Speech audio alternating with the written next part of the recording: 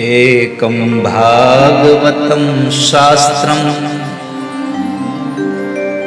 मुक्तिदानेन गर्जति। एकमात्र शास्त्र एवं છે સંસારનું જે મુક્તિ દેવા માટે પોતે જ પોતાની જાતે ઘોષણા કરે છે કે મારા શરણે આવી જા, હું તને મોક્ષ આપી દઈશ, હું તને મોક્ષ આપી દઈશ, હું તને મુક્તિ આપી દઈશ. આજના દિવસે એક પ્રાર્થના બીજી મારે કરવી છે.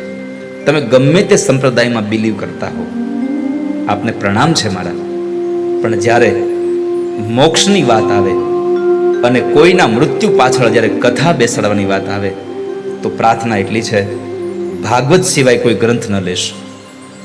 ભાગવત મુક્તિદાતા છે. એકમ ભાગવતમ શાસ્ત્રમ મુક્તિદાનેન ગર્જતિ.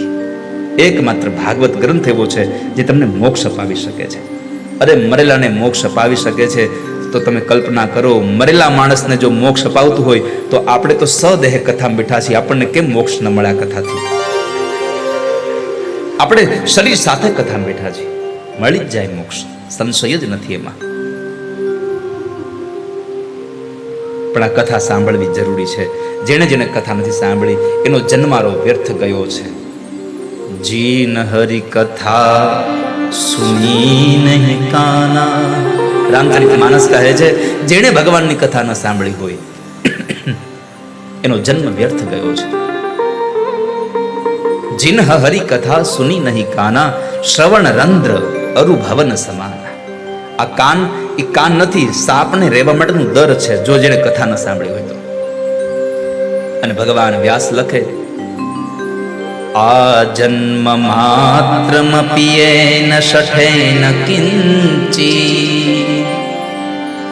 ચિત્તમ વિધાય શુક શાસ્ત્ર કથાન પીતા ચાંડાલ વચ્ચ ખરવત તેન નીતમ મિથ્યા સ્વજન્મ જનની જનિ દુઃખ ભાજા. આ સંસારમાં જેણે ભગવાનની કથા ન સાંભળી હોય એવો માણસ ચાંડાલ છે. જેણે ભગવાનની કથા ન સાંભળી હોય ગધેડો છે. અને જેણે ભગવાનની કથા ન સાંભળી હોય તો એવા માણસનો જન્મ સંસારમાં થયો તો એનું એક જ માત્ર કારણ છે, એની માતાને પ્રસૂતિની વેદના દેવાય જન્મ થયો છે. બાકી એનું કોઈ કામ નથી આ સંસારમાં જેણે ભગવાનની કથા ન સાંભળી હોય. મિથ્યા સ્વજન્મ જનની જની દુઃખ ભાજા. પ્રભુની કથા ન સાંભળી હોય તો મિથ્યા છે તમારું જીવન.